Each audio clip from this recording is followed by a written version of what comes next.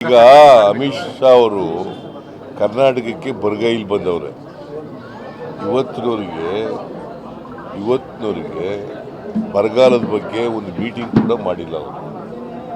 ಅವರೇ ಅಧ್ಯಕ್ಷರು. ಗೊತ್ತಾಯ್ತಾ? ಬರ ಪರಿಹಾರದ ಬಗ್ಗೆ ಪರಿಹಾರ ಕೊಡಲಿಕ್ಕೆ ಅಧ್ಯಕ್ಷರು ಯಾರು? ಮಿಸ್ಟರ್ ಅಮಿತ್ ಶಾ ಅವರು ಇವತ್ತಿನವರೆಗೆ ಮೀಟಿಂಗ್ ಮಾಡಿಲ್ಲ. 5 ತಿಂಗಳಾಯ್ತು. ಗೊತ್ತಾಯ್ತಾ? ಅವರು ರೈತರ ಬಗ್ಗೆ ಬಡವರ ಬಗ್ಗೆ ಮಾತಾಡಲಿಕ್ಕೆ ಯಾವ ನೈತಿಕತೆ ಇದೆ ಅವರಿಗೆ?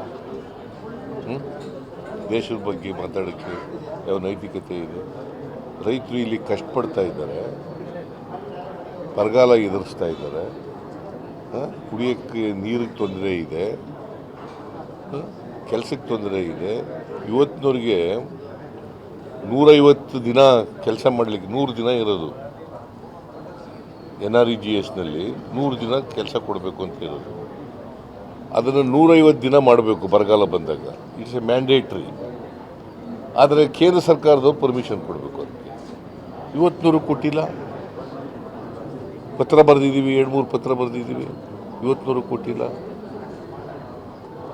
ನೀವು ಅದ್ರ ಬಗ್ಗೆ ಕೇಳೋದೇ ಇಲ್ಲ ಅವ್ರಿಗೆ ಪ್ರಶ್ನೆನ. ದಯಮಾಡಿ ಕೇಳಿ ಅವ್ರು ಬಂದಾಗ, ಅಮಿತ್ ಶಾ ಬಂದಾಗ. ಇದೇ ದೇವೇಗೌಡರು ಏನು ಹೇಳಿದ್ರು ಗೊತ್ತಾ? ನಾನು ಏನಾದರೂ ಮುಂದಿನ ಜನ್ಮದಲ್ಲಿ ಹುಟ್ಟೋದಾದರೆ ಮುಸ್ಲಿಮ್ ಆಗಿ ಹುಟ್ಟಬೇಕು ಅಂತ ಹೇಳಿದ್ರು. ಈಗೇನು ಹೇಳ್ತಾರೆ? ಹೇಳಪ್ಪ. ನಾವು ಇವೆಲ್ಲ ಹೇಳಕ್ಕೆ ಹೋಗಬಾರ್ದು. ಅವ್ರ ಯಜಮಾನರು ಮಾಜಿ ಪ್ರಧಾನಮಂತ್ರಿಗಳಿಗೆ ಹೇಳ್ಬಾರ್ದು. ಅವರೆಲ್ಲ ಇವೆಲ್ಲ ನೋಡಿ ಅವ್ರ ಅಲಯನ್ಸ್ ಜೊತೆ ಆಗಿದ್ದೀವಿ ಅಂಥೇಳಿ ಅವ್ರು ಮಾಡಿದ ಅನ್ಯಾಯನೆಲ್ಲ ಸರಿ ಅಂತ ಹೇಳಕ್ಕೆ ಹೋಗ್ಬಾರ್ದು.